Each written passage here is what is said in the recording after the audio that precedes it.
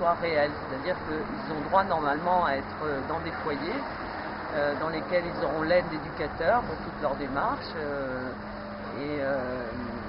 Si effectivement il y a des manques de places de foyer sur le Loiret, ce que nous avons pu comprendre, nous avons déjà fait beaucoup de démarches auprès du Conseil général pour faire avancer les choses.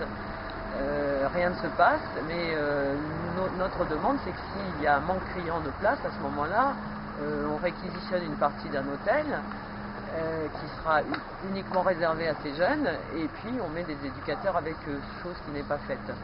Donc là, ce matin, nous sommes plusieurs personnes à être devant le Conseil général. Il y a une exposition qui est une exposition nationale qui tourne dans toutes les villes de France au sujet de ces jeunes mineurs étrangers isolés, parce que la situation est pas toujours la même d'une ville à l'autre, pas toujours la même d'un département à l'autre, mais il se pose toujours des problèmes par rapport à l'accueil de ces mineurs. Et nous trouvons révoltant que ces jeunes ne soient pas pris en charge correctement, ne soient pas aidés dans leur démarche et surtout ne soient pas protégés, parce qu'on estime que là où ils sont en danger. Pour des sujets, ils ont des questions sans arrêt à poser, mais il y a des sujets plus graves, plus importants, qu'ils n'arrivent pas à résoudre, ils n'ont personne à qui poser la question avec eux, et c'est pas correct. Il faudrait... Alors après, il y a aussi tous les problèmes médicaux. Tant que ces jeunes ne sont pas reconnus officiellement comme étant pris en charge par l'aide sociale à l'enfance, ils n'ont pas la possibilité de se faire soigner. Et puis il y a aussi un problème criant qui est celui de la scolarisation, puisque quand un jeune arrive comme ça, s'il a plus de 16 ans, il n'a pas de place en classe d'accueil, et la seule solution c'est de trouver quelque chose par le biais d'associations.